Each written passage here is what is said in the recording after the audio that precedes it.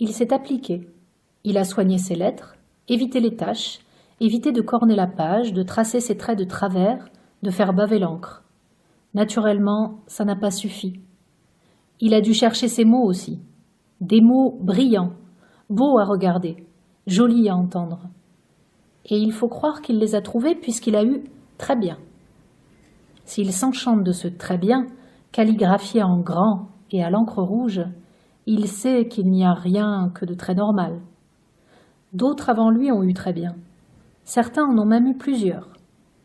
Certes, mais pas comme ça, et surtout pas ce jour-là. Lui, parce qu'il a eu très bien, et parce qu'il a eu très bien ce jour-là, il a reçu le livre. Le livre n'était pas prévu, c'est ce qu'a dit le maître. La chose lui est venue en dormant. Il a été visité par le rêve, un rêve de cadeau au plus méritant, parce que c'était bientôt Noël. Il se trouve que c'est tombé sur lui. Aucun lien entre les deux, aucun lien entre le livre et lui, que d'ailleurs il n'a même pas ouvert, se contentant de le toucher du doigt. Du coup, le maître l'encourage. « Vas-y, ouvre-le !» Confus, il continue à résister, ayant parfaitement compris que s'il l'ouvre, il est foutu, condamné à mort. Les autres lui tombent dessus à la récréation. « Chouchou !» Le premier coup de poing se contente de lui chauffer l'oreille, pour le prévenir.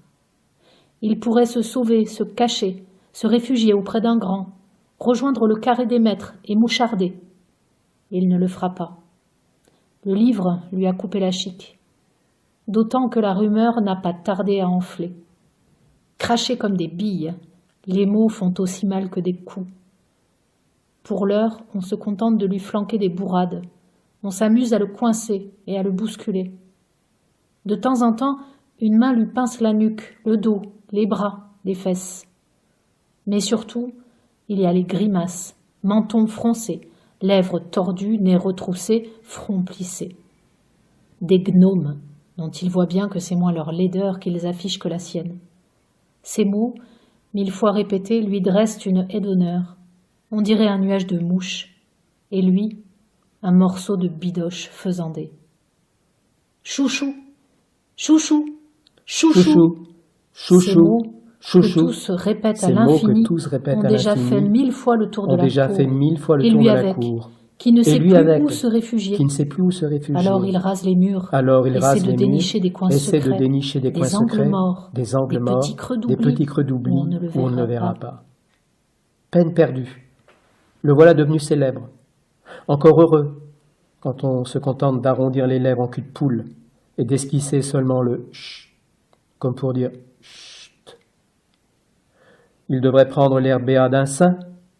Il devrait les remercier pour ce traitement de faveur au lieu de chialer en tirant son boulet derrière lui, au lieu de se dire qu'il va aller se jeter dans la rivière avec son nuage de mouches et des cailloux dans le fond des poches, comme le père de son voisin de table, qui n'a d'ailleurs pas été le dernier à lui tomber dessus. Sauf que le père de son voisin de table n'a pas choisi la rivière, qu'il s'est contenté d'une corde, d'une ceinture de chanvre, insiste-t-il, sans trop savoir ce que ça signifie. Il pense que c'est congénital, un truc de famille, car son grand-père aussi a essayé. Mais au moins le pépé s'est raté. Difficile de savoir de quoi le garçon se montre le plus fier, de la réussite du père ou du ratage du grand-père. Lui, en tout cas, ne le fera jamais, ce qui l'autorise à raconter avec ce détachement passablement dégoûté, comme s'il s'agissait des héros d'un film, l'agrémentant de quelques détails sordides, comme pour le cou de son père. Le cou de son père était enflé.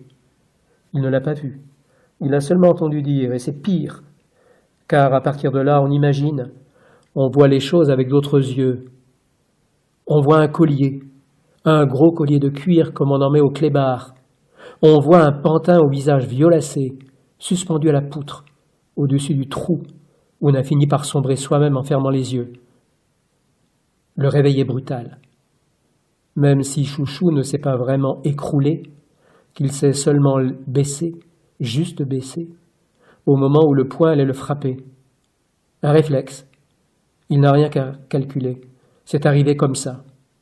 Et lui, le grand J, qu'on appelle encore gros jambon, s'est mis à brailler. Il hurle comme un chien enragé, mais c'est son poing qu'il bouffe. Il se mord le poignet, secoue sa main. Du coup, tout le monde se marre. Certains le charrient, l'invitent à essuyer ses doigts contre sa joue, et même à les lécher. Et qui lui a fait ça? Et qui lui a fait ça? Lui? Qui? Lui tout seul. Il a lancé son poing dans le mur comme s'il voulait abattre le mur. Et le mur a dit non. A dit non. Le mur a refusé de se laisser commander par un gros con de jambon, le plus gros gros des gros cons, fondateur de la dynastie, qui sans lui ne peut que s'interrompre et disparaître. Chouchou n'est sans doute pas un héros. Il s'est contenté de baisser la tête, comme on le faisait autrefois devant les rois. On se découvrait et on s'inclinait. Le parfait sujet se soumettait à la loi divine, à la loi des rois de droit divin.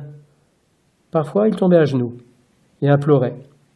Chouchou s'est contenté de poser un genou à terre, comme à la messe. D'avoir entendu les rires lui a évité de poser l'autre.